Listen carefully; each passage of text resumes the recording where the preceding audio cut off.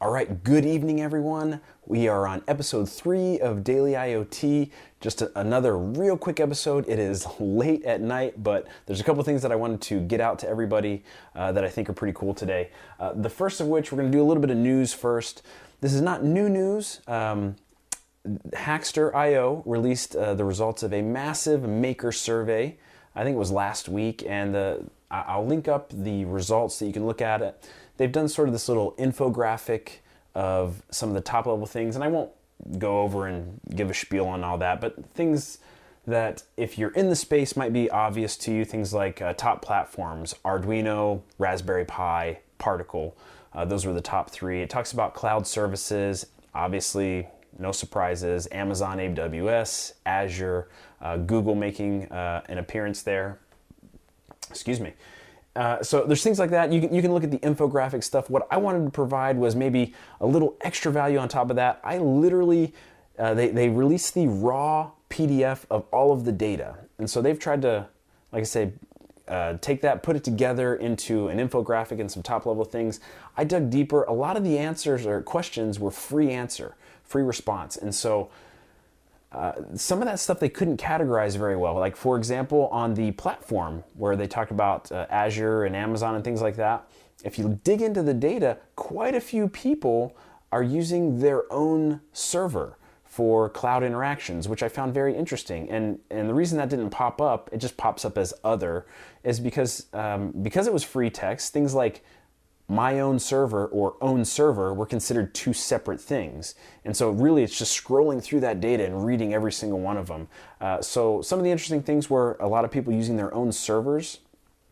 One of the questions was, what would you change if you could change something in the field of making and playing around? And I'm applying this to IoT, obviously, where a lot of maker activity happens.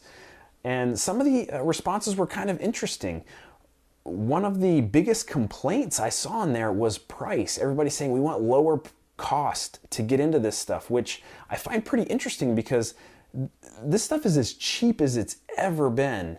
And that combined with one of the other interesting statistics, which is the average income level of people taking the survey was quite high. I think it was over 20% made more than $100,000 a year.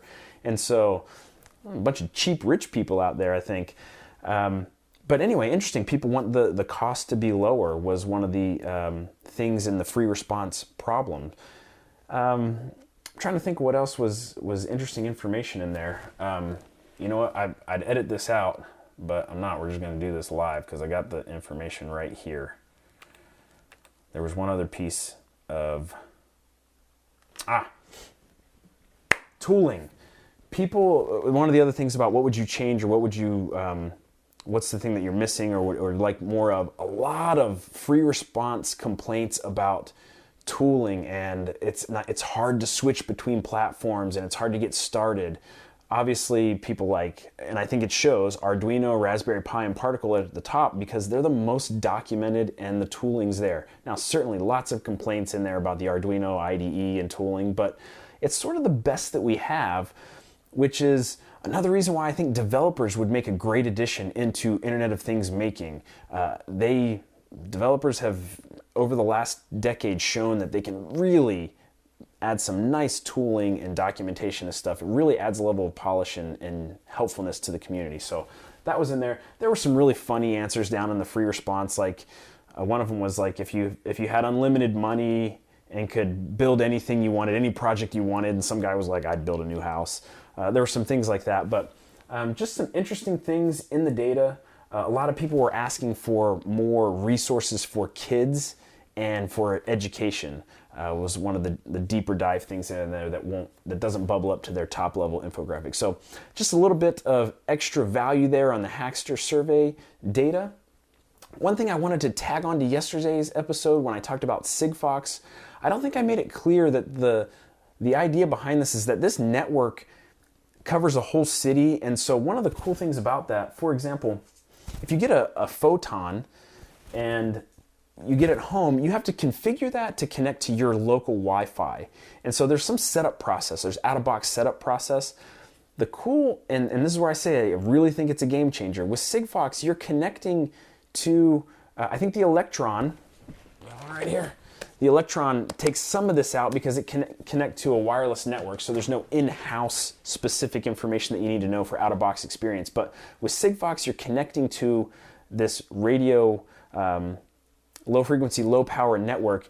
You can get that device, open it up, and it's ready to connect right out of the box. There is no in-home connection to a Wi-Fi or a Bluetooth or anything like that. So I just wanted to clarify that. That's one of the things that I'm super excited about with the Sigfox model of these low power, low data rate networks. So just clarifying.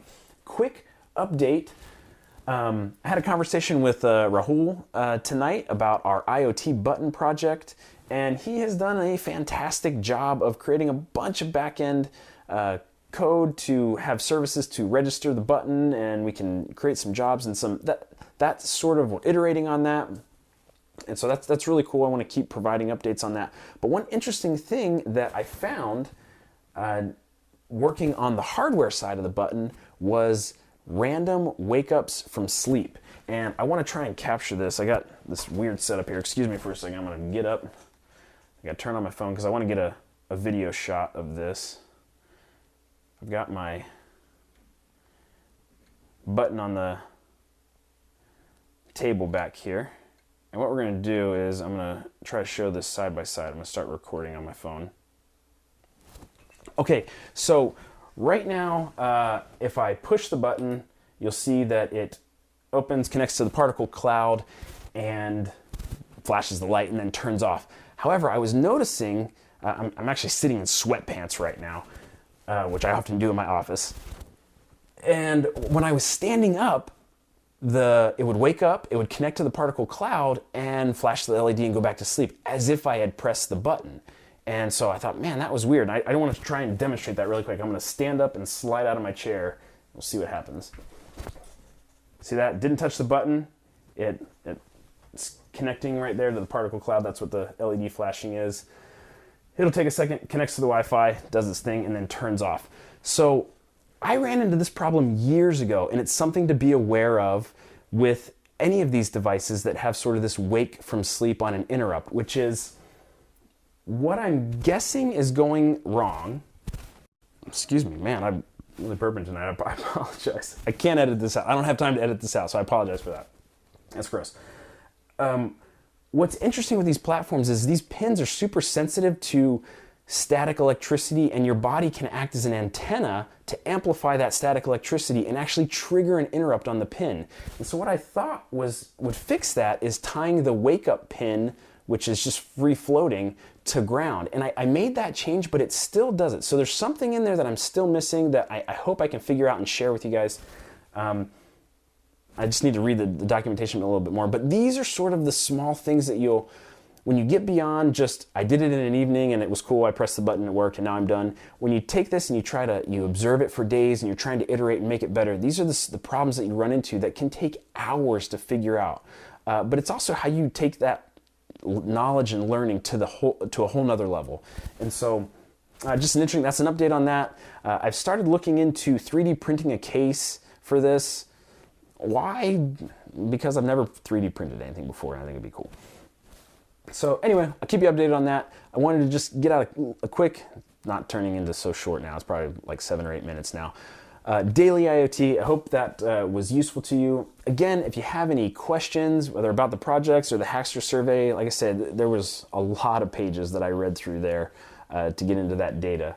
I'll link it up down below so you guys can enjoy it. Otherwise, I hope everybody has an awesome night and weekend. I probably won't be back on these until Monday, but hope everybody has an awesome weekend, and I will see you next week.